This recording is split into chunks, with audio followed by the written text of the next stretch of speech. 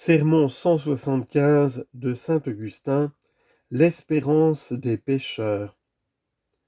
Première lettre à Timothée, chapitre 1, verset 15. Ce qu'on vient de lire dans le Saint Évangile est exprimé par ces paroles de l'apôtre saint Paul. Une vérité sûre et digne de toute confiance, c'est que Jésus-Christ est venu au monde pour sauver les pécheurs, dont je suis le premier. Le Christ n'avait pour venir au monde d'autre motif que celui de sauver les pécheurs. Qu'on supprime les malades et les plaies, à quoi bon la médecine?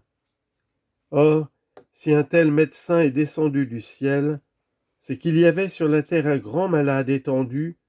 Ce malade, c'est le genre humain tout entier. Tous les hommes cependant n'ont pas la foi. 2 Thessaloniciens, chapitre 3, verset 2. Mais le Seigneur connaît ceux qui sont à lui. 2 Timothée 2, verset 19. Les Juifs donc étaient orgueilleux, ils s'enflaient, avaient de hautes idées d'eux-mêmes, se croyaient justes. Ils allaient même jusqu'à faire un crime au Seigneur de ce qu'il appelait à lui les pécheurs. Aussi ces hommes hautains et fiers furent délaissés sur leur montagne, où ils font partie des 99. Matthieu chapitre 18, verset 12. Ils furent délaissés sur leur montagne, qu'est-ce à dire qu'ils furent abandonnés à leur frayeur terrestre. Ils font partie des 99, qu'est-ce à dire encore qu'ils ne sont pas à la droite mais à la gauche, car les 99 représentent la gauche. Un de plus, et les voilà à la droite. Le Fils de l'homme est donc venu, comme lui-même le dit ailleurs, pour rechercher et sauver ce qui était perdu. Luc 19, 10. Mais c'est tout qui était perdu, tout était perdu, depuis le péché de celui en qui tout était. Un autre est donc venu, exempt de tout péché pour sauver du péché. Mais ce qui est plus déplorable, ces orgueilleux dans leur orgueil étaient malades et se croyaient en santé. La maladie est plus dangereuse quand le travail de la fièvre a égaré l'esprit. On rit alors, tandis que pleurent ceux qui ont la santé. C'est le frénétique qui rit aux éclats. Hélas, pourtant il est malade. Supposons que tu adresses cette double question, vaut-il mieux rire ou pleurer? Qui ne répondrait que pour lui il aime mieux rire? De là vient que si le Seigneur, en vue des fruits salutaires que produit la douleur de la pénitence, a fait des larmes un devoir, il a présenté le rire même comme une récompense. Quand, au moment où il disait, en annonçant l'Évangile, « Bienheureux ceux qui pleurent, parce qu'ils riront » Luc chapitre 6, verset 21. Il est donc bien vrai que notre devoir est de pleurer, et que le rire est la récompense due à la sagesse.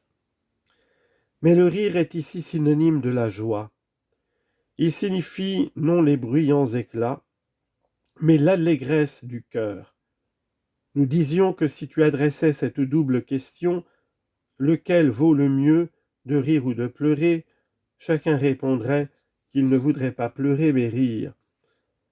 Va plus loin maintenant, et personnifiant en quelque sorte la question que tu viens de faire, demande si l'on aimerait mieux le rire de l'insensé que les pleurs de l'homme sage. Et chacun de répondre qu'il préférerait pleurer avec le sage plutôt que de rire avec l'insensé. Oui, la santé de l'âme est de si haut prix que toujours on l'appelle à soi, fût-elle accompagnée d'angoisse. La maladie des Juifs était donc d'autant plus dangereuse et d'autant plus désespérée qu'ils se croyaient en santé, et cette maladie qui leur faisait perdre l'esprit les portait en même temps à frapper le céleste médecin. Que dis-je, à le frapper? Exprimons la vérité tout entière. Pour eux, ce n'était pas assez de frapper sur lui, ils le mettaient à mort. Mais lui, pendant qu'on le mettait à mort, n'en était pas moins médecin. On le déchirait et il guérissait. Il ressentait les coups du frénétique et il n'abandonnait pas le malade.